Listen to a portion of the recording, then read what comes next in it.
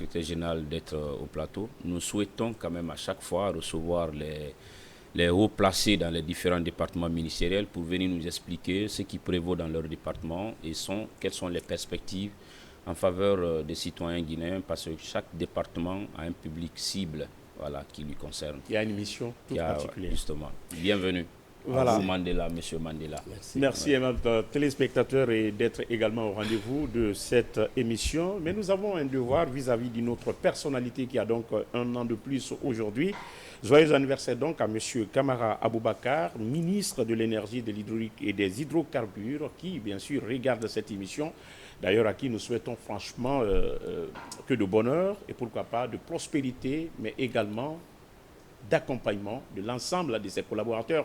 Vraiment ce département stratégique, quand on sait qu'il s'agit de l'énergie aujourd'hui qui est une denrée incontournable dans nos foyers, mais également de l'eau aujourd'hui. Son combat effectivement s'invite dans ce domaine et beaucoup de choses sont en train d'être faites et nous le remercions donc de passage. Merci monsieur le ministre, tout ce qu'on fait pour la nation, on le fait pour soi, on le fait pour la prospérité, la postérité, j'y arrive une fois encore. Joyeux anniversaire à vous monsieur le ministre de l'énergie et de l'hydraulique, à l'occurrence monsieur Kamara Aboubakar. Alors, Abakar Junior, c'est un homonyme, il a un an de plus aujourd'hui et souvent les sujets concernant l'électricité, mais également l'eau sont souvent débattus sur ce plateau et on se débrouille pas mal pour effectivement essayer de donner certaines informations, interpeller les autorités afin que des dispositions puissent être prises pour pouvoir accompagner les citoyens au plus bas niveau de la société. Effectivement, joyeux anniversaire à mon homonyme. Et félicitations pour toutes les réformes aujourd'hui, malgré que nous sommes en période d'étiage, mais il y a l'eau, il y a l'électricité qu'il faut saluer. Et on lui dit félicitations de continuer à encore servir la nation avec patriotisme comme il a toujours fait. Mais Ismaël, si tu me permets, moi j'avais un petit sujet aujourd'hui non inscrit qu'on pouvait enchaîner. Tu n'es pas sans savoir que la semaine dernière, c'était le lancement officiel de la campagne agricole 2025 du côté de Fouta.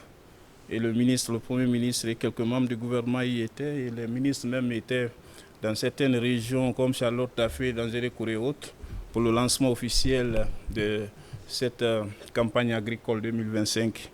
Alors on a vu des très beaux discours des responsables à tous les niveaux, la volonté politique qui les anime, n'est-ce pas, à atteindre l'objectif principal qui est l'autosuffisance alimentaire.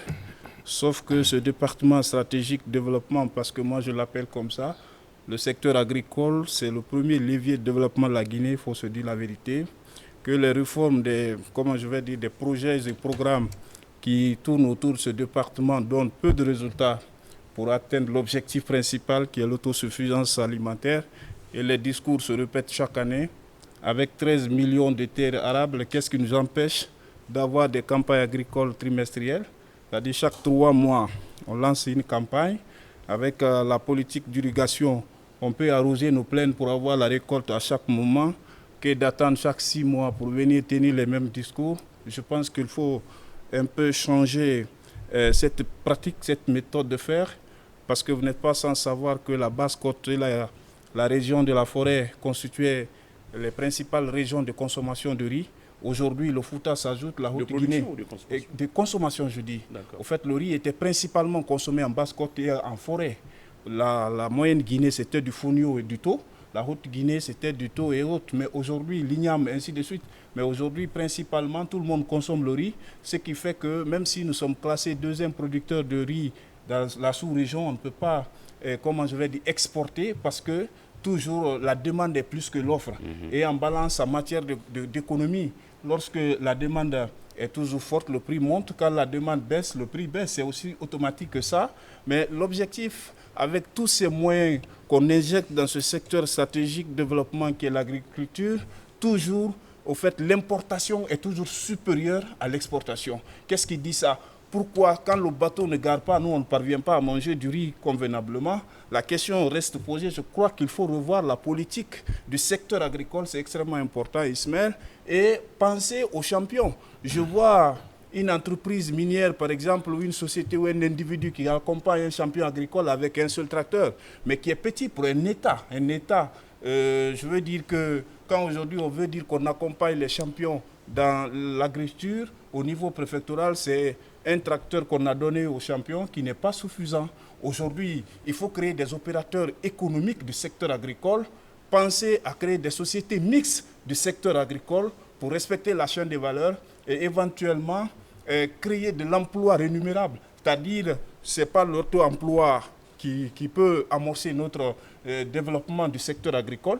Il faut que l'État mette des gros moyens. Si le secteur est boosté, forcément, il y aura de l'emploi. En fait, la façon de booster, il y aura une demande de la main-d'œuvre. En fait, la façon de booster qui ne répond plus aux normes, parce que quand, par exemple, on met 100 millions, 200 millions de dollars dans le secteur agricole, pensons par exemple aux équipements agricoles, les mécaniciens auront de l'emploi à travers la réparation, le dépannage des tracteurs, des boissonneuses, batteuses et plein d'autres appareils qui seront dépannés sur le site. Les ingénieurs agronomes qui sortiront de nos universités vont avoir forcément de l'emploi et éventuellement on va trouver de l'emploi pour des paysans, pour ceux-là qui vont chasser, même des oiseaux auront de l'emploi. Donc il faut mettre une dynamique dans ce secteur agricole pour ne pas que ce soit une répétition campagne agricole, alors qu'on n'arrive jamais à atteindre l'autosuffisance alimentaire. Oui, je suis d'accord, sauf que la répétition est une pédagogie. On peut effectivement injecter tous les moyens qu'il faut, et tels que dénoncés par toi, mais au plan stratégique et administratif, et forcément, il y aura quand même des discours pour accompagner, toujours. Il y aura quand même des contacts, des prises de parole pour pouvoir effectivement continuer à encourager les acteurs évoluant dans le secteur. Mais ce qu'il faudrait dire, aller maintenant vers la concrétisation, la matérialisation, n'est-ce pas, de ces discours. Il faudrait qu'il y ait un parallélisme entre la théorie et la pratique. C'est normal, mais l'un ne peut pas aller... Et ce qui est déployé, je ne crois pas que mettre par exemple des engrais à la disposition des agriculteurs ou des semences et autres là, que ce soit de véritable accompagnement dans la mesure où il n'y a pas d'aménagement de plaine. Quand les gens doivent travailler sérieusement, Ismaël, je crois que la main qui laboure le champ, on a tous vécu, on vient des villages, mais la main ne peut pas nourrir un peuple. Aujourd'hui, avec la modernisation, il faut aménager les plaines et mettre à la disposition des agriculteurs pour les permettre de faire la croissance de la rentabilité. Parce que quand tu travailles avec ta main, ça ne peut pas donner comme si tu as travaillé avec la machine. Et Ismaël, ce qui est plus important, il y a un expert qui donnait l'exemple sur le Nigeria avec Olusegun Obasanjo, quand il a voulu fabriquer des champions. Et tu appelles un Daouda Taban, par exemple, qui doit être PDG d'une entreprise mixte de l'agriculture, tu lui mets 60 millions à disposition, et je pense qu'il peut créer de l'emploi, il peut nourrir la population. Je suis d'accord. C'est de ça il s'agit. L'idée maîtresse est déjà bien consommée, déjà comprise par nos téléspectateurs. Et je crois que sur ce plateau, Daouda Taban aborde dans le même sens ou un autre sujet non inscrit rapidement. Nous avons nos invités qui attendent. Mais dans le même sens, mais d'une autre manière, parce que je voudrais tourner aussi autour de cette semaine de campagne agricole. On a vu les ministres un peu partout avant le rendez-vous de Bokeh notamment. Mais je voudrais juste rappeler le rôle de certains responsables de communication dans les départements ministériels. C'est important. Faisons souvent de l'auto-remarque, de l'autocritique, Ismaël.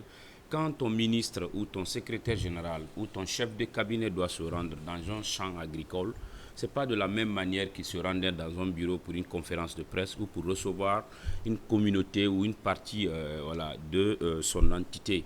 Voilà. Et vous allez voir les ministres qui sont partis pour la plupart sur le terrain. Un ministre qui va en soulier dans un champ agricole, ça ne s'y est pas. Oui, ça fait rire et ça saute vraiment à la remarque de beaucoup de personnes, mais c'est très important. On appelle ça à l'université ou dans les grandes écoles l'agenda médiatique des événements. Quand tu sais que ton chef doit aller rencontrer les pêcheurs dans un débarcadère, dis-lui que, Excellence, nous devons aller dans un port artisanal ou dans un port moderne pour qu'il sache réellement de la manière par laquelle il devrait s'habiller. Un ministre qui va dans un champ agricole, nous avons vu le Premier ministre, par exemple, je prends ce seul exemple. Parce que c'est l'image. C'est l'image qui est collée à ça. Je prends le Premier ministre. Il est descendu sur un terrain très bouilleux, dans la boue, et ce jour, dans sa communication lui-même, il a rappelé que c'est une très bonne journée parce que il y a eu de la pluie à Ditine. Regardez un Premier ministre qui vient avec sa mocassin, il descend dans la boue. Normalement, il devrait être préparé à porter une botte, à avoir un chapeau à l'image d'un agriculteur, un paysan, et avec un gilet. Si moi j'étais son chargé de communication directement, c'est ce que j'aurais pu lui dire. Donc il faut que nous ayons l'œil sur nos autorités. Quand on a été chargé de communication pour une entité bien donnée, c'est pour la sauvegarde de l'image de cette institution.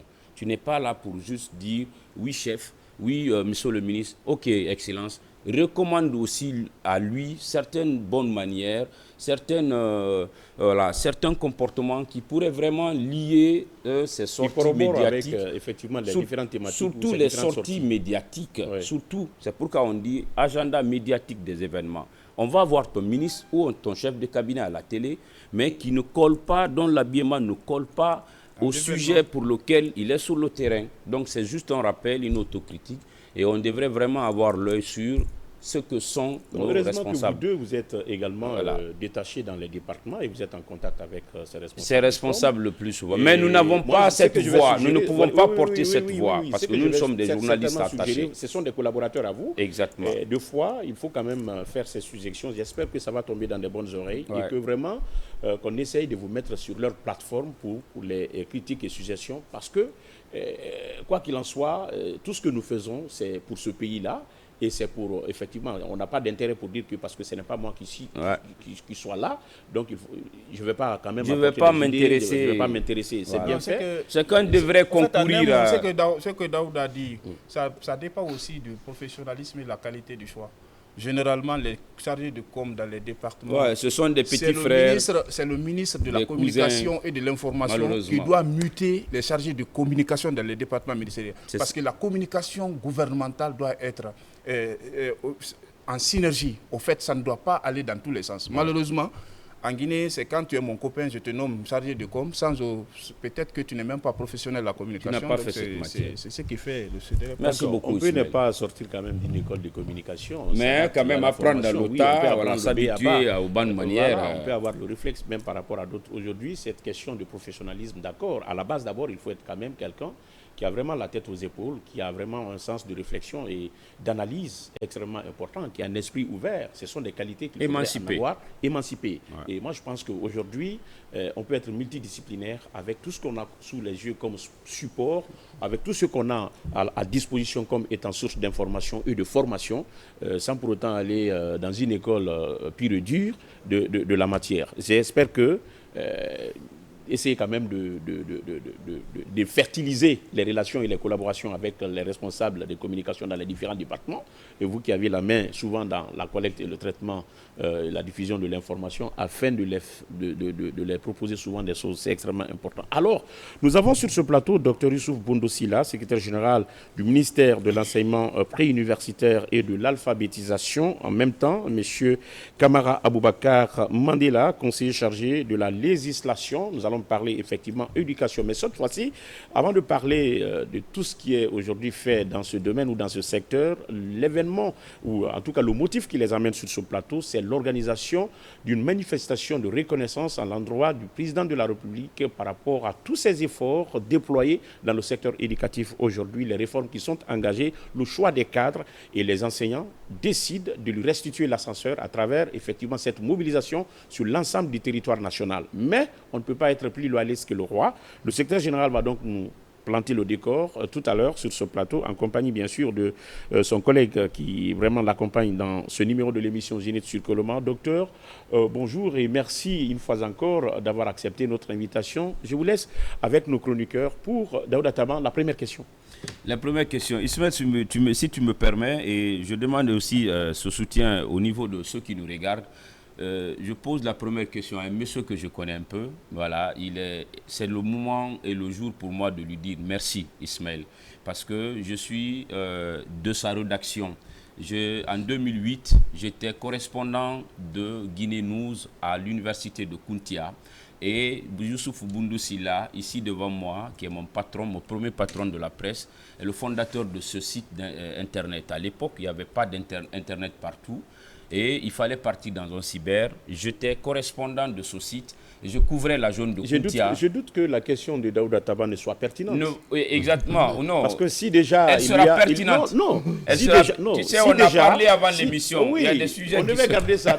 On devait garder ça. Non, laissez-moi vous dire, parce que on dit le merci, c'est le rôle des personnes qui sont reconnaissantes, Ismaël. Ça devait venir à la fin. Exactement. Mais permets-moi, c'est pourquoi je t'ai demandé de me permettre...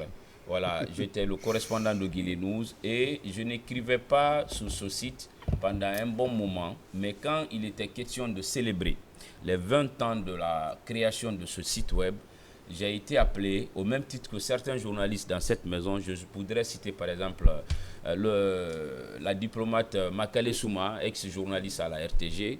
Voilà, nous avons reçu en même temps nos satisfaits pour dire qu'un jour ou un autre, vous avez quand même écrit un article sur ce site web qui est le premier d'ailleurs en Guinée, avant aminata.com. Donc merci à vous, monsieur le secrétaire général. Et je me sentais très bien quand j'étais dans cette rédaction ici et que j'ai partagé avec beaucoup de personnalités de renom de cette corporation dans notre pays. Merci beaucoup. Alors, moi, ma première question. Alors, vous avez un événement en vue, c'est vrai, les réformes dans l'éducation sont nombreuses. Nous ne pouvons pas les toucher à tous les points à travers cette émission. Mais dites-nous, qu'est-ce qui a motivé ce retour de l'ascenseur, comme l'a dit Ismaël, vers la personnalité du chef de l'État, le général d'armée Mamadi Doumbouya? Qu'est-ce que vous voulez lui dire? Qu'est-ce que vous voulez reconnaître pour ce monsieur du 5 septembre 2021? Merci beaucoup, merci M. Silla. C'est toujours un plaisir pour moi de me retrouver sur le même plateau que vous. Merci beaucoup. Je retiens aussi que c'est un homme engagé, un professionnel aguerri. Je ne suis pas surpris de le voir assis en face de moi aujourd'hui, me poser des questions. Merci beaucoup. Donc, les remerciements me vont droit au cœur. C'est vrai que si je ne suis pas le fondateur de Guinée News, le fondateur c'est Boubacar Kababa. Moi, j'ai fui le coordonnateur général à titre purement bénévole, puisque étant à l'étranger, on s'était dit, chacun a sa façon de participer au développement de son pays. Chacun de nous avait son travail, mais on a essayé de développer Guinée News pour créer un contrepoids afin de participer à l'éducation de nos concitoyens. Cela dit, je vais revenir rapidement à la question qui m'a été posée. Il est important tout d'abord de signaler que ce mouvement n'est pas à l'initiative du MEPIA, du ministère de l'Enseignement préuniversitaire et de l'alphabétisation. C'est sur initiative des enseignants, dans leur écrasante majorité, qui ont décidé depuis quelques mois de faire ce mouvement pour reconnaître les acquis obtenus dans le système éducatif. Ce n'est même pas au profit du MEPIA seulement, mais au profit de l'ensemble des trois sous-secteurs de l'éducation. Je vais parler notamment de l'enseignement supérieur, de l'enseignement préuniversitaire et de l'enseignement technique. Ils se sont dit, pourquoi pas? Nous travaillons dans les conditions précaires ici, nous voyons les réalisations, les écoles à hangar, tout le monde les a vues ici. Nous avions un déficit d'enseignants. L'État, quoique ce n'est pas encore très suffisant, mais il y a eu des efforts inlassables de création d'emplois en recrutant 10 000 enseignants au niveau primaire et 2111 au niveau du secondaire. Ce n'est pas rien. Avec un besoin exprimé de plus de 20 000, on a pu avoir ces deux chiffres-là pour pouvoir nous permettre de combler le déficit en matière d'enseignants. Donc, les enseignants se sont dit, on ne peut pas rester au regard des réformes éducatives engagées jusque-là. Je vais parler de la construction des infrastructures, la digitalisation, ensuite la qualité de la formation, les outils pédagogiques, les manuels scolaires, les cantines scolaires à disposition pour pouvoir maintenir les enfants à l'école. Ça, ce sont entre autres des acquis qui sont à l'actif des nouvelles autorités du pays. Ensuite, la lutte engagée contre la corruption. Les enseignants se sont dit, il y a eu des cadres qui ont été poursuivis ici, jugés, condamnés. Il y en a qui sont encore en prison. Ça, c'était un gage certain pour les enseignants qui voyaient certaines grosses cylindrées marcher ou vivre dans l'opulence. C'était vraiment un signal fort que les nouvelles autorités sont très au sérieux. Parallèlement à ça, toujours dans le cadre de la lutte contre la corruption, il y a des élèves et leurs complices qui avaient été appréhendés l'année dernière lors des examens. Il y a beaucoup qui ont été interpellés, jugés et condamnés. Donc si je regarde la panoplie de réformes qui sont engagées, puisque dans le système éducatif, les réformes sont très lentes, mais lorsqu'on les engage, elles vont se poursuivre progressivement. Si je prends la revue des programmes, aujourd'hui, j'ai pu vous dire que les programmes au niveau du préscolaire, c'est-à-dire les 5e années qui vont aller en 6e, qui vont commencer le primaire, ça, les nouveaux programmes sont en vigueur. Les enseignants les enseignent convenablement. Au niveau du primaire, à travers ce qu'on appelle le COC, le cadre d'orientation curriculaire, il y a les nouveaux programmes qui ont été élaborés et qui vont entrer en vigueur à partir de l'année prochaine. Les manuels sont en cours de commande pour pouvoir permettre d'enseigner ces programmes pour que les enfants de Conakry à Yomou puissent s'y retrouver. Donc, si je ne me limitais rien qu'à ça, les enseignants se sont dit qu'il y a une lueur d'espoir. Je n'ai pas encore parlé de la cité des anciens qui est en cours de construction. Je n'ai pas parlé des ERAM, les 2 dernières ERAM qui ont été inaugurées au niveau de l'enseignement technique, sans compter de la construction de la cité de l'innovation technologique qui se fait avec le ministère de l'enseignement supérieur. Donc ils se sont dit, pourquoi ne pas célébrer notre champion qui est le général Mamadi Doumbouya, le ministère se retrouvant dans une telle dynamique, ayant trouvé que l'idée est patriotique, il est rationnel, a jugé opportun de soutenir une telle initiative pour que les enseignants de Conakry à Yomon puissent célébrer de façon simultanée. Et c'est une première en République de Guinée. À Conakry, ça aura lieu au Palais du Peuple et à l'intérieur du pays, dans les chefs-lieux. Donc, au moment où je vous parle, toutes les dispositions sont prises pour que cette fête soit relayée de façon concomitante dans l'intérêt strict du système éducatif guinéen. Monsieur le secrétaire général, est-ce qu'on a déjà une date de cette journée on ne sait pas. Et comment c'est le 21, ça a été annoncé tout à l'heure. J'ai parlé du 21 au Palais du Peuple. Ok, ça m'a sauté. Alors, vous avez dit au même moment, concomitamment, au même moment au Palais du Peuple, au même moment dans les chefs-lieux de région. Oui. Voilà, qu'est-ce qui sera mis en exergue lors de cette journée? Ce qui sera mis en exergue, ce sont les acquis obtenus du système éducatif. Okay. Il n'y a pas grand-chose à ajouter. Voilà, depuis avant le 5 septembre, on était là. Maintenant, après 3 ans, plus de 3 ans, voici ce que nous avons obtenu. À cause de ces acquis, l'ensemble des anciens, parce qu'on ne peut pas parler, il ne faut pas être prétentieux pour parler de l'unanimité, mais l'écrasante majorité des anciens se sont réunis autour d'un mouvement qui s'appelle le Mouvement national des enseignants de Guinée pour célébrer ces acquis, reconnaître les bienfaits et les mérites des avancées significatives enregistrées dans ce domaine, et pour pouvoir faire en sorte que l'enfant et l'élève soient le centre des préoccupations. Si on prend même Simandou Academy, vous savez, traditionnellement, on va vers l'enseignement populaire. Mais dans la vision élitiste du monsieur le président de la République, on parle de Simandou Academy. Donc, à côté de l'enseignement de masse, il faut créer les lycées et collèges d'excellence. Et en créant de nouvelles filières qui s'inscrivent dans le développement de l'économie nationale. Donc ça, il y a beaucoup de projets, des lycées d'excellence qui auront lieu dans les prochains jours au bonheur des enfants guinéens. Voyez-vous que ce n'est pas fortuit que l'éducation et la culture puissent occuper le deuxième axe prioritaire du programme Simandou. C'est ça. Abakar Junior, vous venez donc d'écouter Monsieur le secrétaire général, Dr Youssouf Boundou Silla, qui vient donc de nous planter le décor, qui vient donc nous donner les motivations aujourd'hui, l'initiative des enseignants par rapport à cette date, désormais qui va donc marquer, en tout cas dans leur parcours, le 21 avril. On se souviendra qu'il y a eu un mouvement national des enseignants de Guinée qui, n'est-ce pas, a organisé un événement de taille pour dire merci au président de la République qui vraiment aujourd'hui essaye d'améliorer les conditions de vie et de travail, n'est-ce pas, du personnel enseignant en République de Guinée. Alors, une autre question. Oui, Ismaël, tu sais, quand les enseignants disent oui, c'est oui. En fait, tout le monde passe par l'enseignement. C'est des acteurs clés de la nation parce qu'il faut tenir compte de nombre d'enseignants, mais aussi d'étudiants et d'élèves dans tous les secteurs. Quand les enseignants soutiennent un président, ça veut dire qu'ils connaissent mieux les réformes qui sont effectuées dans leur secteur respectif. L'intérêt des réformes. À les conduire derrière le président de la République. Autre chose peut-être, c'est la prise en charge des fonctionnaires, la sécurité sanitaire au niveau des fonctionnaires de l'État. 80%, c'est pas néant. Aujourd'hui, est-ce que tous les enseignants sont informés de ça, et les retraités surtout, parce qu'il y a plusieurs enseignants, est-ce que vous sont aussi, appelés pour appartenir à ce mouvement? Des enseignants à la retraite surtout. D'accord. Une fois encore, merci pour l'invitation. Je vais renchérir dans le même sens que monsieur le secrétaire général.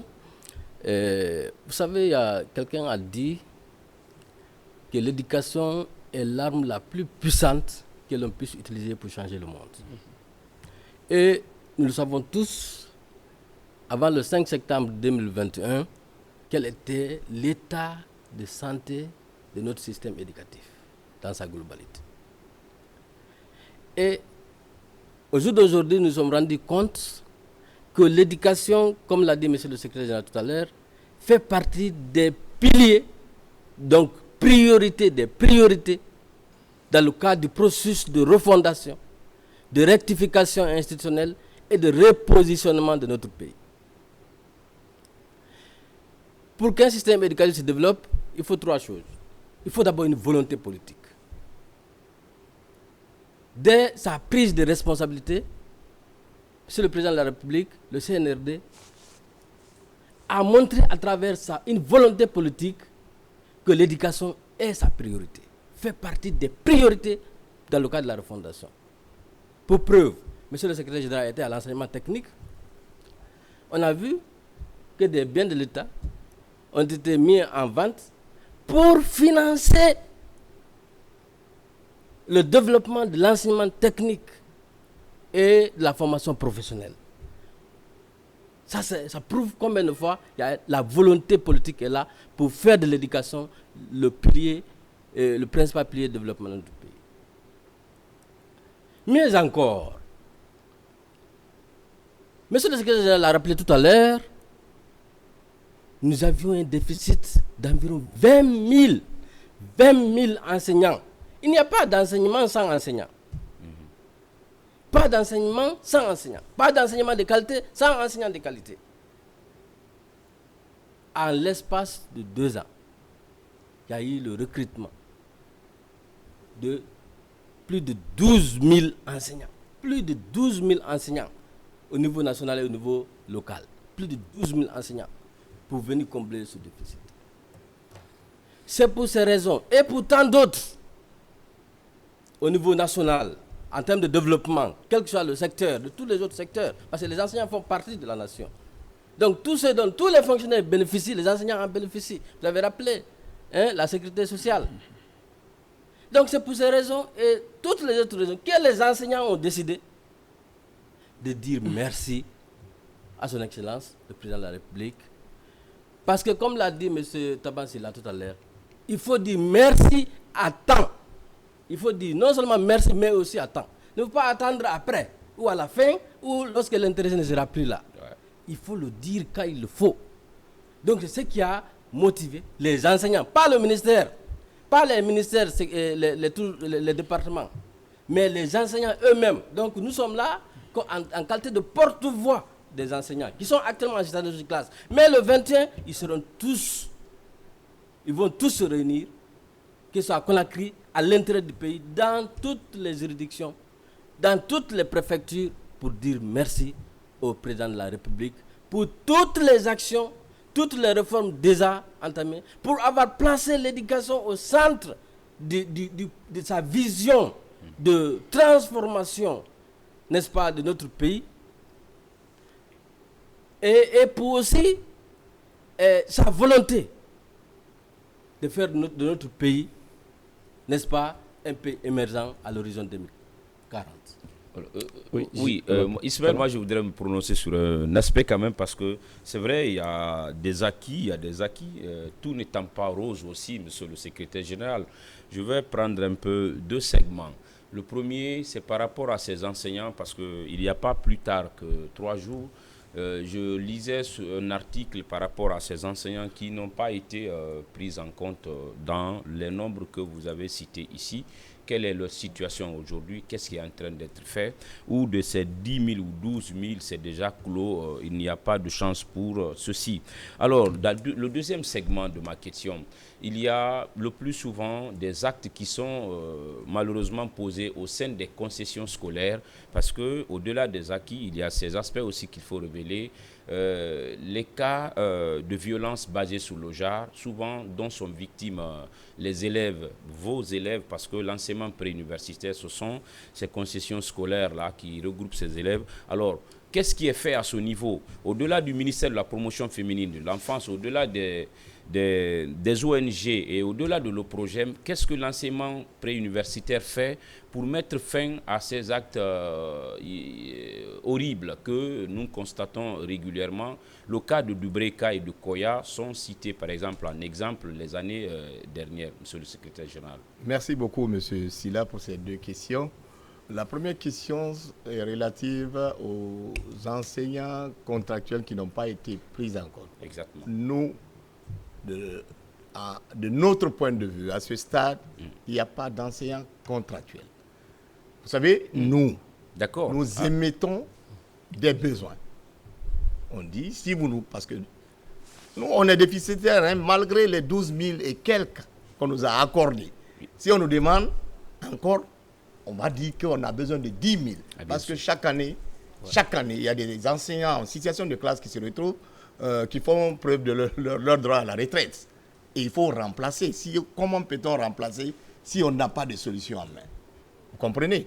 Donc, en ce qui concerne les enseignants contractuels non retenus, ça est une situation qui a été gérée par la primature, par le MATD et par notre ministère. Notre ministère a émis des besoins. Les gens ont postulé. C'était le recrutement sur poste. Ils étaient tous sur poste.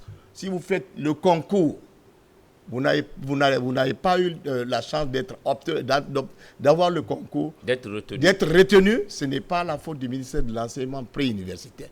Cela dit, nous restons ouverts. Lorsque l'État déciderait dès demain de prendre en compte ces enseignants-là, puisque c'est une question, il y a des imputations budgétaires qu'on doit regarder.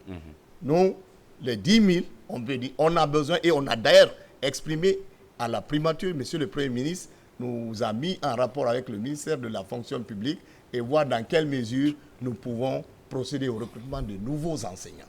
Vous comprendrez dès lors, dès l'instant qu'on a dit à ces gens-là de postuler, ils ont postulé, les 10 000 qu'on nous a accordés ont été pris en compte par le budget national de développement.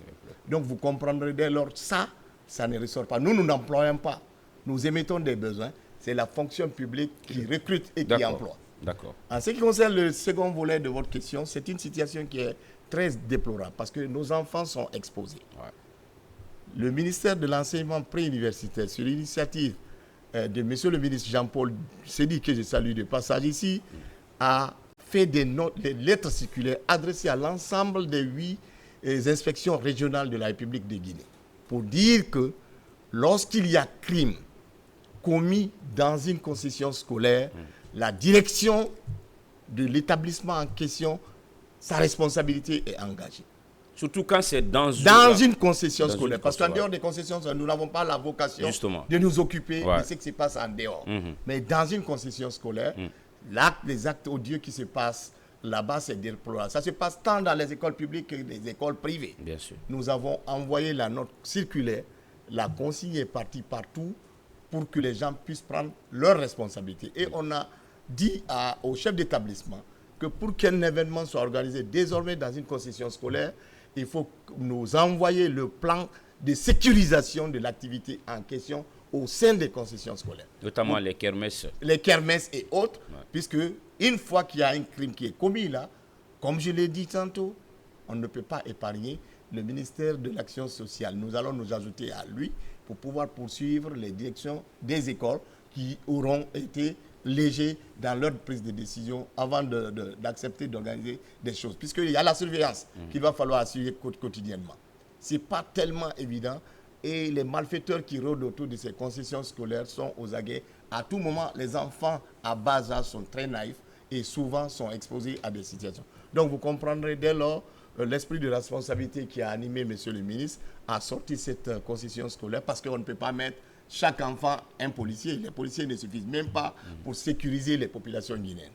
Donc voilà la mesure que nous avons prise et la tendance est en train de changer au fil du temps puisque les gens ils sont conscients maintenant qu'ils doivent prendre leurs responsabilités pour assurer la sécurité des enfants dans les concessions. Est-ce que la correspondance adressée à ces écoles par rapport aux caméras de surveillance est de vigueur aujourd'hui, monsieur le secrétaire général? Ça dépend maintenant de la stratégie suite à une note circulaire. Non, quand il y a eu, laissez-moi vous dire, quand il y a eu ces cas odieux dans les différentes préfectures, on ne revient pas là-dessus, mais il a été demandé à certaines écoles, Ismaël, de placer dans les écoles les caméras de surveillance afin de permettre aux gérants de ces écoles-là, aux surveillants et aux directeurs même, le mouvement des élèves dans la concession scolaire est tout à fait autour de l'école. Il y a des écoles qui ont obtempéré à la décision, mais il y en a qui ne l'ont pas fait. Oui, sur ce point, avant que monsieur le secrétaire général ne parle, sur ce point, à partir du moment où le ministère, à travers le premier responsable, c'est-à-dire le ministre, adresse une note circulaire sur l'ensemble du territoire, à l'ensemble, n'est-ce pas, des concessions scolaires, c'est à l'interne, on s'adapte, on essaie de mettre en place des stratégies.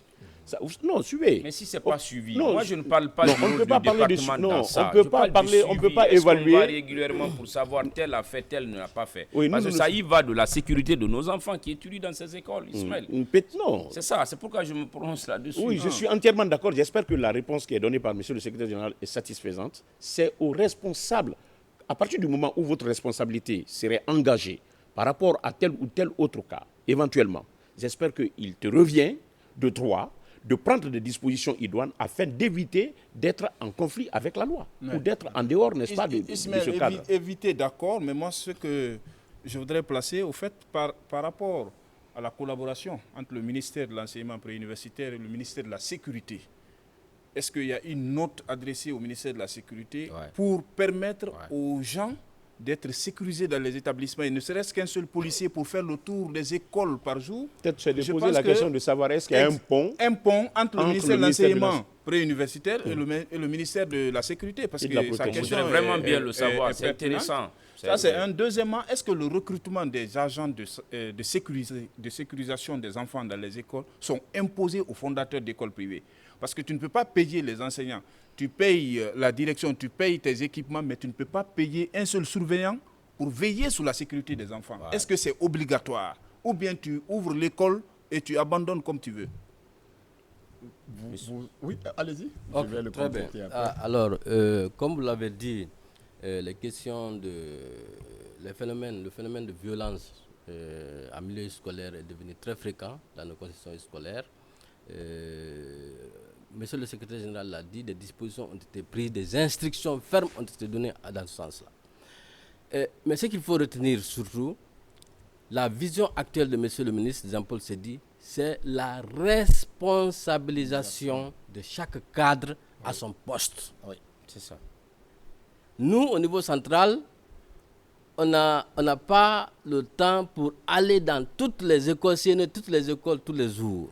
Donc, quand quelqu'un est nommé chef d'établissement ou directeur d'une école, la note l'a précisé, il est responsable de la sécurité, au même titre qu'il est responsable de l'éducation, de l'encadrement pédagogique et administratif. Quand vous regardez les manuels de procédure des écoles, je suis conseiller chargé de la législation scolaire, vous verrez que c'est écrit, les responsabilités d'un chef d'établissement. Tout est mentionné et vous verrez que la sécurité est mentionnée. Donc la note qui a été émise, c'est de rappeler, a consisté à rappeler aux différents chefs d'établissement les responsabilités par rapport à ça. Donc chaque établissement, en fonction des réalités de la zone, il a été instruit à chacun de prendre des dispositions pour sécuriser les enseignants. En plus de ça, la violence de façon générale, il y a aussi un problème comportemental, une question comportementale. Comment on appelle ça, des équipes ont été formées. Vous savez, on a un service national d'éducation civique. Donc ce service national d'éducation civique, les cadres de ce service et d'autres cadres aussi du ministère et au niveau de concentré, les gens se sont déployés pour faire des sensibilisations. Et nous utilisons aussi les médias traditionnels, les médias sociaux, les médias traditionnels pour sensibiliser. Parce que nous sommes un département d'éducation avant tout, pour sensibiliser tous les acteurs par rapport à ce phénomène. Et en termes de législation scolaire, aujourd'hui, pour votre information, le ministère a élaboré un code de conduite pour la lutte contre les violences genre en milieu scolaire. Toute forme de violence, que ce soit physique, que ce soit psychologique, que ce soit... Voilà, donc toute forme de violence, y compris les cas de viol qu'on constate dans les écoles. Donc ce code de conduite, dès la rentrée prochaine, va être vulgarisé dans toutes les écoles, sur l'ensemble du territoire national. Donc ça, c'est entre autres dispositions prises. Maintenant, par rapport à la collaboration entre les départements, à chaque fois que nos concessions scolaires sont affectées par des mouvements, parfois c'est des mouvements sociaux, et nous écrivons, le ministère écrit, comme l'a rappelé monsieur le secrétaire général, au ministère de la Sécurité et de la Protection civile. Ça, c'est en guise de rappel. Sinon, c'est un devoir, c'est le rôle régalien du ministère donc, on a écrit, notre département a écrit. Ouais, parce que là, n'attendez pas qu'il y ait des situations déplorables avant de collaborer avec le département. Nous, on veut parler de médecins avant la mort. Non, je vais juste compléter ce que mon prédécesseur vient de dire. Vous devez savoir, il y a une parfaite collaboration. Il y a la synergie interdépartementale entre les différents ministères donnés. Particulièrement le cas du ministère de la Sécurité, nous travaillons en parfaite collaboration. Il y a un officier, un colonel de police, que je salue ici pour son dynamisme, le colonel Donjo, qui s'occupe des 3 secteurs de l'éducation en matière de sécurité. Bien sûr. Donc, M. Doré, que ce soit avant, pendant et après les examens, c'est lui qui met le dispositif en place pour pouvoir sécuriser les choses. Donc ça, c'est une collaboration qui existe. Même récemment, les élèves et les fraudeurs qui ont été pris dans le cadre des fraudes liées au groupe WhatsApp qui avait été créé, c'est le fruit de cette collaboration qui a fait que les OPJ nous ont aidés à dénicher au moins une centaine de personnes, parmi lesquelles au moins une dizaine ont été interpellées, jugées et condamnées. C'est quand même, dans le cas des examens, c'est quand même une première en Guinée. Lorsque le problème là s'est posé, monsieur le ministre Jean-Paul s'est dit, et madame la ministre de l'Action sociale, madame Charlotte Daffé, se sont rendus chez leur homologue, le ministre de la Sécurité. Il y a eu des réunions de cadrage qui avaient été organisées là-bas pour prendre des dispositions idoines. Le ministre, madame la ministre, se sont rendus dans les lieux où il y a eu ces crimes pour consoler les familles et réaffirmer l'engagement ferme du gouvernement de poursuivre les auteurs présumés de ces crimes qui continuent à quand même à rôder dans nos concessions scolaires. Parfois même fait par les enseignants eux-mêmes, certains enseignants. Ce sont des travers sociaux. Ce sont, juste vous comprendrez dès lors. Une école qui est à Horeluba, là-bas, qui fonctionne avec l'apport d'un enseignant communautaire, comme payé par la communauté pour enseigner les enfants, seul dans une classe avec les enfants, on a tous lu les témoignages des différents parents, ce qui s'est donné. C'est pourquoi l'État, dans sa politique, doit donner, si vous voulez, la voie au ministère de l'enseignement préuniversitaire de continuer à recruter d'année en année et directement à travers les sortants de l'ISEC et des ENI pour pouvoir combler le déficit en matière d'enseignants. C'est sur cette réforme que nous sommes en train de travailler. Très bientôt, monsieur le ministre Jean-Paul Sédi fera une communication au Conseil interministériel pour pouvoir se prononcer, pour permettre à ses collègues de se prononcer sur cet avant-projet de recrutement en matière d'enseignants au sein de notre. Donc, pour revenir au sujet, il y a une parfaite collaboration. Monsieur le ministre de la Sécurité collabore parfaitement, le général Bachir Diallo, avec les différents ministères dans le cadre de la sécurisation des enfants, surtout dans les concessions scolaires et en dehors des concessions scolaires. Bien, permettez-moi la question sur le jour J de l'événement. Oui, on va revenir sur l'événement tout à l'heure, parce que là, d'ailleurs, c'est l'objectif de leur présence sur ce plateau par rapport à l'avenir du mouvement national des enseignants de Guinée. Je sais que vous portez la voix effectivement de ces enseignants qui sont en situation de classe, qui ne seront pas là pour répondre, mais certainement vous avez reçu des éléments de langage avec eux et vous allez donc devoir peut-être répondre à ces questions. Et je me tourne vers M. Abakar Mandila par rapport, puisque là vous êtes vous êtes conseiller chargé de la législation scolaire. Aujourd'hui, je sais quand même qu'il existe au sein du ministère une direction nationale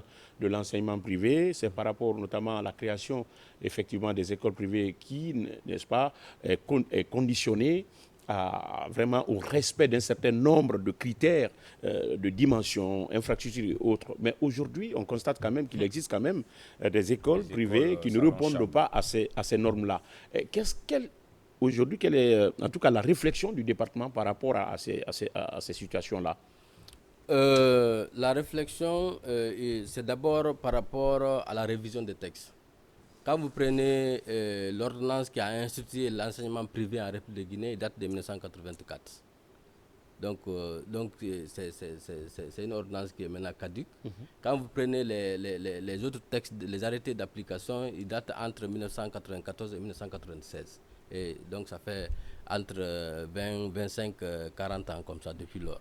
Donc c'est pour cela la première action qui a été entreprise ces 2 dernières années, c'est d'abord la révision de ces textes. Et cette révision a été faite en collaboration avec tous les acteurs, y compris les associations, les associations de fondateurs et promoteurs d'écoles privées, les autres partenaires sociaux, le syndicat, la FEGIPAYE.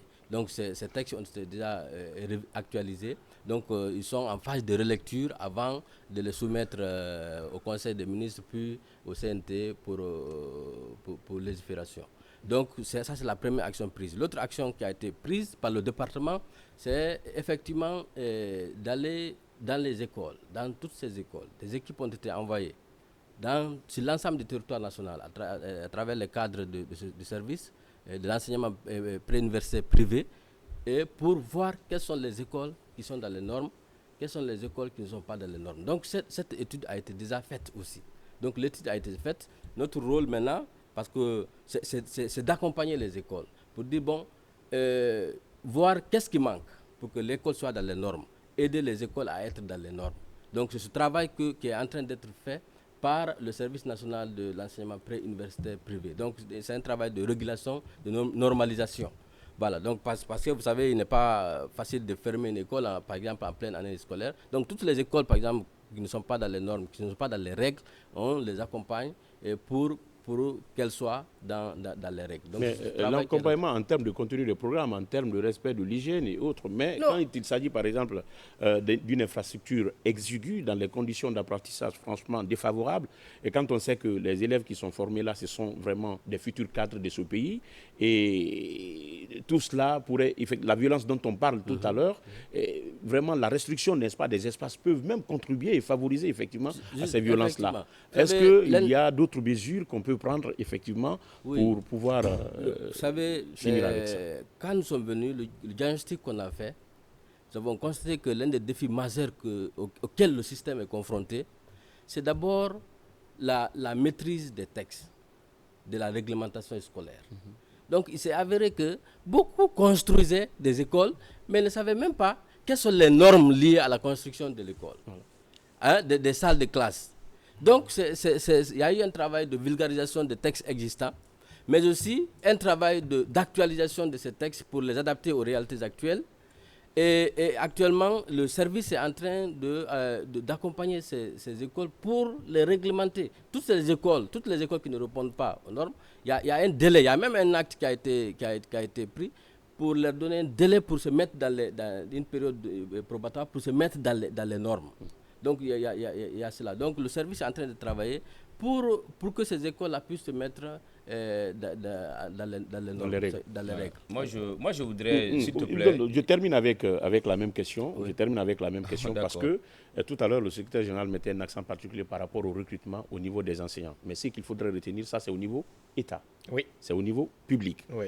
Et le contenu qui est enseigné, ou les contenus qui sont enseignés, c'est un programme national. Oui. Il est également enseigné au niveau de l'enseignement privé. Oui. D'accord. Par rapport au problème que je viens d'évoquer, il y a notamment la question du recrutement au niveau des écoles privées. Quel est le niveau d'implication, n'est-ce pas, du département dans le recrutement au niveau de l'enseignement privé? Parce que aujourd'hui, quand vous passez dans certains établissements, dans certaines concessions scolaires, vous allez vraiment retrouver monsieur tout le monde, et on nous enseigne que en matière de formation ou en matière de l'école, ce n'est pas qui le veut qui peut enseigner, mais qui le peut. Mais sauf qu'au niveau aujourd'hui de l'enseignement privé, on retrouve vraiment toutes sortes de formateurs. Oui, l'une des actions qui a été prise, c'est d'abord la généralisation. Nous, il n'y a pas privé-public. C'est-à-dire que quand on doit, par exemple, faire une formation, parce que le niveau de l'enseignant guinéen, nous le savons, il y a un diagnostic par rapport à ça. Donc quand il y a formation, on ne forme pas que le public. les enseignants du public. C'est connu, mais Voilà. c'est le recrutement. Donc, on parle du recrutement oui, au niveau des privés. Le recrutement, c'est au niveau école. Le recrutement se fait au niveau école. Et nous savons les Est-ce que le catégories. département a un concours, un droit? Est-ce que vous avez compris la question de Ismaël? Non. Qui on recrute dans les établissements scolaires privés? Parce que c'est le fondateur, peut-être, qui a pris un directeur, qui appelle ses copains qui ont fini l'université, qui n'ont pas eu où aller. On les appelle, on dit venez enseigner dans nos différentes salles de classe. Écoutez, quelle est la qualité aujourd'hui des enseignants du privé par rapport à la formation que nous plébiscitons quand même? Oui, c'est cette question. C'est de façon générale, depuis un très bon moment, les lois de la République ne cadrent pas par rapport à cette question. C'est-à-dire qu'on ne dit pas il faut sortir de l'ISEG ou il faut sortir de l'ENI. C'est pour cela, monsieur le secrétaire général a fait un plaidoyer tout à l'heure. Nous, notre souhait est qu'on essaie de revoir les textes pour que n'enseigne pas qui le veut. Pour enseigner, il faut avoir quelques notions de base, ne serait-ce qu'en pédagogie. C'est extrêmement important. Mais aujourd'hui, que ce soit au public ou au privé, ceux qu'on recrute, c'est les sortants des institutions d'enseignement supérieur. Qu'ils soient des lycées, qu'ils soient des Sophonia, qu'ils soient des Gamal, des Kankan. Et pour le primaire, c'est ceux qui ont au moins niveau bac. Ce sont eux qui sont recrutés. Donc ça, c'est par rapport au texte. Donc c'est général. Ce n'est pas seulement le privé. Même au public. C'est pour cela que nous voulons soigner le problème à la racine. C'est-à-dire qu'il faut d'abord réglementer, il faut revoir les textes pour dire, bon, pour l'éducation, c'est comme la santé. Moi, je suis sociologue. Je ne peux pas, quand on lance un appel à candidature, on veut recruter au niveau de la santé, moi, je ne peux pas postuler parce que c'est bien réglementé. On sait, pour être un agent de la santé, voici telle compétence qu'il faut avoir. Mais par contre, au niveau de l'éducation, depuis un bon moment, on a ouvert. On a ouvert, porte d'entrée pour la fonction donc c'est devenu une porte d'entrée pour la fonction publique. On a ouvert pour tout le monde. Donc ce n'est pas réglementé. Donc aujourd'hui, il y a un travail qui est en train d'être fait à ce niveau, même pour être chef d'établissement, pour être directeur d'école. Ce n'est pas n'importe qui. Mais quand le constat général, on sort les gens en situation de classe, on les nomme gestionnaires et chefs d'établissement, alors qu'ils n'ont aucune compétence en matière de gestion administrative, en matière de gestion scolaire. Aujourd'hui, nous sommes en train de créer ce qu'on appelle les corps au niveau du secteur de l'éducation. Corps d'inspecteurs. Tu ne peux pas être inspecteur si tu n'as pas une certification en inspectorat. Tu ne peux pas être gestionnaire d'école si tu n'as pas une certification, ainsi de suite. Aujourd'hui, nous sommes en train de créer ces différents corps, que ce soit pour le public, que ce soit pour le privé. Oui. Aboubacar Junior avant toi. Oui, Junior. Monsieur le secrétaire général, vous Oui, je voudrais juste préciser quelque chose, puisque il est important aussi, on est tous des Guinéens, on savait comment ça se passait dans ce pays par le passé. L'éducation, en général, était le nid d'entrée des militants à la fonction publique. C'est connu et par tous. Aujourd'hui, l'effectif, si j'ajoute les 12 000 et quelques qui viennent d'être recrutés, nous avons un effectif d'environ 46 à 47 000. Ce qui gonfle la masse salariale du titre 2. Vous verrez, Éducation nationale, ministère de l'enseignement préuniversitaire et de l'alphabétisation, 3 000 milliards. Mais 80 à 85% va dans le titre 2, c'est-à-dire les charges incompressibles liées au salaire des fonctionnaires. Voyez-vous, au moment où je vous parle, il y a une mission d'inspection qui vient de boucler de la fonction publique pour aller vérifier l'effectivité de la prise de fonction des 10 000 enseignants qu'on a recrutés. Il s'est avéré qu'il y a 9 000 et quelques qu'ils ont pu vérifier sur place. Il y a 974 qui se sont volatilisés. Mais il faut faire de la nuance parce qu'il y en a qui ont fait le concours, ils sont allés dans d'autres ministères, il y en a d'autres qui ont été admis à la fois avec les 2111 et avec les 10 000. Ce qui fait qu'ils sont allés là où ils veulent aller, on n'a pas pu les contrôler. Donc le problème, il est épineux. Pour rebondir à la question, renforcer l'élément de réponse donné par monsieur le conseiller, pour pouvoir sortir de cette histoire, de renverser ce paradigme, il faut renforcer le contrôle, le corps de contrôle. Il faut que l'inspection générale et les inspections régionales puissent jouer correctement leur rôle. Ce n'est pas pour rien que le ministère a décidé de mettre 70 inspecteurs là-bas à l'ISEC qui soit certifié. Parce qu'ils travaillaient tant bien que mal, il y avait avec des outils rudimentaires. Ils n'étaient pas au fin des nouvelles technologies en matière d'inspection qui va jouer, qui a un impact direct sur la qualité des apprentissages.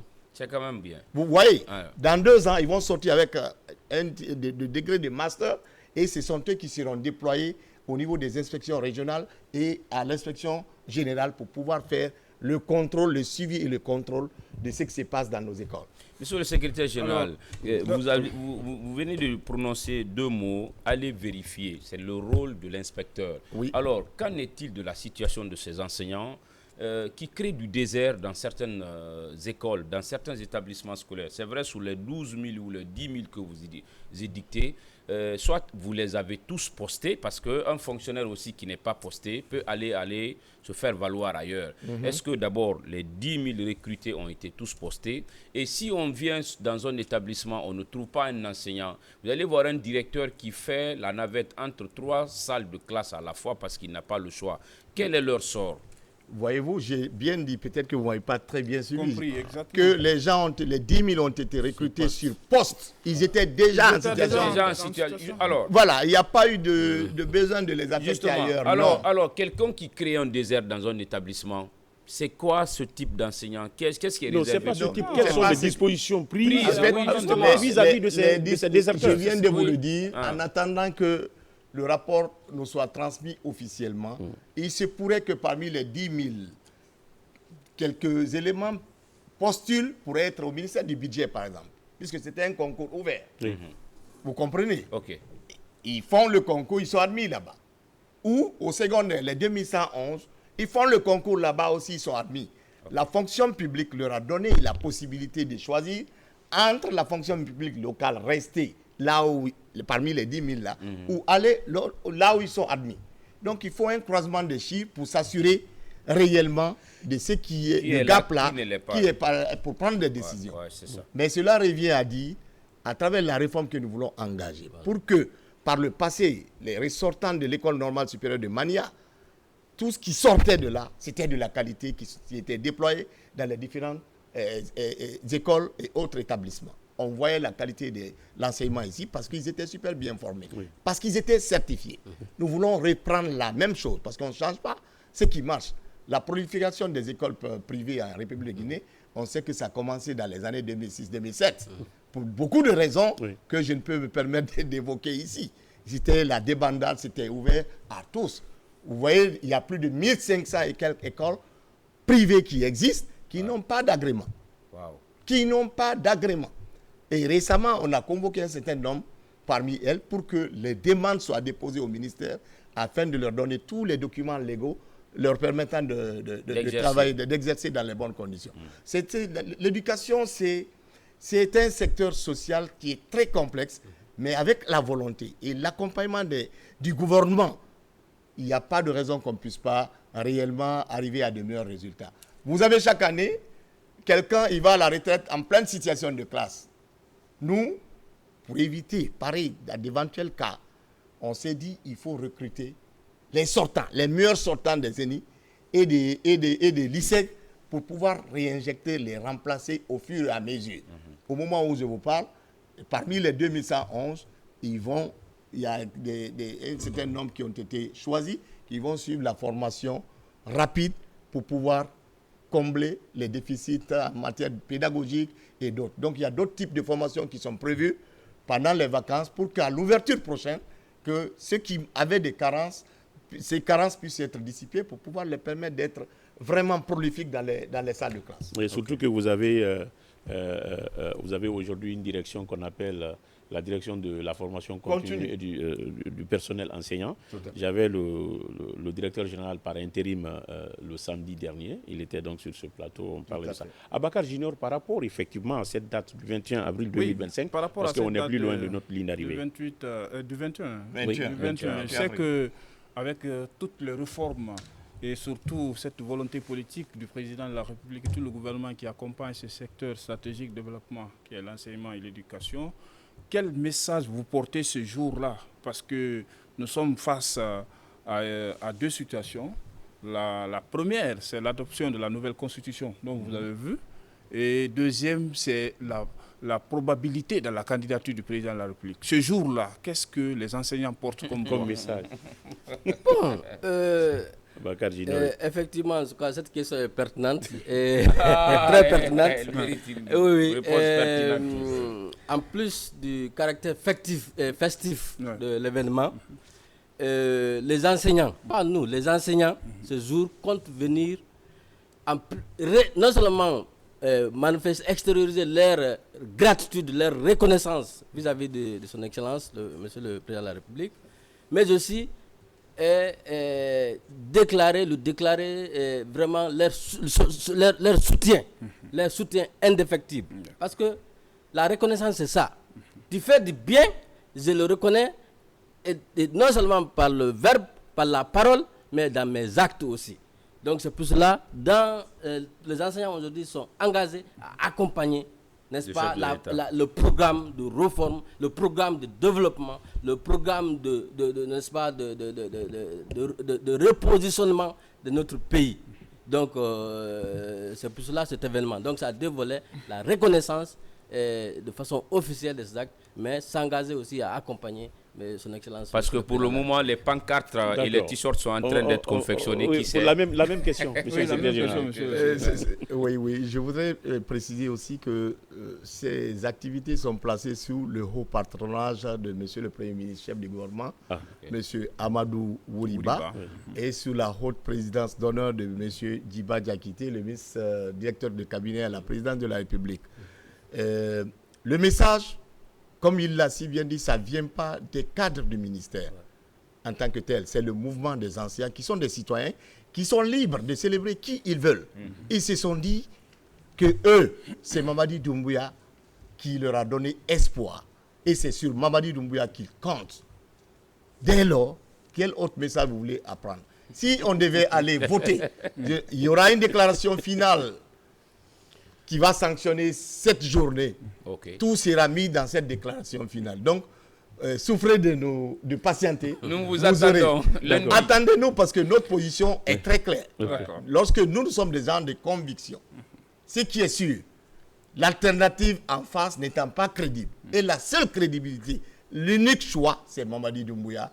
Et nous sommes derrière lui, le général Mamadi Doumbouya. Les enseignants sont derrière lui, ils vont le soutenir pour aller jusqu'au bout. Est-ce qu'implicitement, Bakar Junior, on n'a pas la réponse à cette question? Non, mais on a la réponse à cette question. Non, peut-être si quelque part, c'est ce que nous voulons attendre. On va lire sur les pancartes ce jour-là. Ce qui est sûr, Ismaël, on sait généralement que les acteurs à tous les niveaux se méfient beaucoup de la politique. Mais ce qui est sûr aujourd'hui, unanimement, beaucoup de mouvements veulent la candidature du président de la République. Donc aujourd'hui, ce n'est pas lui qui dit, mais c'est le peuple qui lui demande de le faire. Aujourd'hui, si le peuple le demande, est-ce que les anciens font partie de ce peuple? Oui. Donc c'est de dire que c'est pour demander, parce que nous pensons qu'avec toutes ces réformes, que le général Doumbouya est notre candidat idéal. Pour terminer, quel est donc l'avenir au-delà, n'est-ce pas, du 21, au-delà de cette manifestation, quel donc sera l'avenir du mouvement national des enseignants de Guinée avant les messages de fin? Après cette grande journée. Oui, au-delà du 21. Oui, bien sûr. Le mouvement national, parce qu'il y a des mouvements isolés qui sont créés dans les écoles et autres, dans les inspections régionales, générales. Mais nous, pour que nous puissions associer nos images, le ministre, le chef de cabinet, les conseillers, les directeurs, on voulait un mouvement, un seul mouvement qui va parler au nom des anciens. On s'est assuré que cet équivoque-là a été levé pour que nous puissions décider de le soutenir. Donc vous comprendrez dès lors, quelque chose qui marche, c'est la continuité dans les actions. Les réformes éducatives au profit des Guinéens, par les Guinéens et pour les Guinéens. C'est dans le strict intérêt de l'école guinéenne qu'on le fait. D'accord. Alors, vos différents messages seront donc axés sur vraiment, aujourd'hui, beaucoup sont faits, n'est-ce pas? Il y a eu beaucoup de réformes, beaucoup d'efforts, aujourd'hui sont déployés au compte du ministère de l'enseignement préuniversitaire et de l'alphabétisation, mais il y en a encore qui restent. De l'éducation en général. Si vous donnez la possibilité de faire des doléances ou de formuler des doléances par rapport à ce qui vraiment vous reste encore, quelles vont être vraiment les différentes doléances qui vont construire la fin? En attendant le 21. Oui, principalement en ce qui concerne les grandes actions pour la qualification d'un système éducatif, ces grandes actions sont déjà déclenchées. D'accord. Donc, nous, le plaidoyer que nous avons à faire, c'est de continuer à faire de l'éducation le principal pilier de refondation de notre système éducatif. Parce que quand le système éducatif est qualifié, nous aurons des ressources humaines qualifiées pour tous les secteurs, tous les différents secteurs, que ce soit l'agriculture dont vous parlez tout à l'heure, que ce soit la santé, tous les différents secteurs. Donc tout passe par l'éducation, que ce soit la communication. Voilà. Donc nous, c'est le plaidoyer que nous avons à faire et que l'éducation ait vraiment les moyens, davantage de moyens, vraiment pour notamment former les enseignants, construire davantage, et équiper les infrastructures scolaires, entre autres. Donc c'est par rapport à ça, c'est le plaidoyer que les enseignants auront à faire ce jour. Monsieur le secrétaire général va donc ajouter également un mot par rapport à cette date du 21. Oui, je vais ajouter à ce qu'il a déjà dit. Oui. Et dans tous les forums auxquels on a participé ces derniers temps, il a été clairement dit et répété que l'argent investi dans le système éducatif ne doit en aucun cas être perçu comme étant une dépense publique. C'est un investissement. Il faut que ce message-là soit compris par nos dirigeants et que les moyens suffisants soient mis à disposition pour pouvoir permettre au système éducatif de sortir de sa léthargie. C'est extrêmement important de le savoir. Parce que souvent, vous avez de très belles idées, vous voulez les implémenter, mais vous êtes confronté aux régulations budgétaires. On vous dit non, on ne peut pas prendre ça en charge. Or, il y a des réformes qui se passent en cascade lorsqu'il y a un maillon seul qui tient. L'autre maillon, lorsqu'on n'a pas les moyens de le financer, c'est sûr qu'on va stagner dans le temps. Pour revenir au 21 avril, le slogan, on ne l'a pas trop en parlé, c'est avec le général Mamadi Doumbouya, éduquer, former et bâtir le futur de la Guinée. Je pense que ça résume tout. C'est un slogan qui a été choisi par l'ensemble des enseignants. On a demandé à tout le monde de regarder. Les gens sont parvenus à ça. Et ça colle parfaitement à la réalité du moment. Nous donnons rendez-vous aux enseignants et enseignantes de Guinée, aux Guinéens tout court, de nous accompagner ce jour pour qu'on puisse célébrer notre champion, qui est le général Mamadi Doumbouya, qui est l'avenir de ce pays. Il faut que ce message clé soit compris. Et nous, c'est l'aspect éducatif, les progrès réalisés dans le système éducatif, c'est ce qui nous a séduit, qui nous a poussé à soutenir ce mouvement afin de rendre cette journée inoubliable pour le peuple de Guinée. Le président de la République sera invité le 21 au palais ? Il est d'office invité du moment où le ministre directeur de cabinet à la présidence assure la présidence d'honneur. Le président est de facto invité. Mais il est capable de nous surprendre. Je suis convaincu que Monsieur le Président nous fera l'honneur de faire le déplacement. Nous lui demandons, les anciens lui demandent ardemment.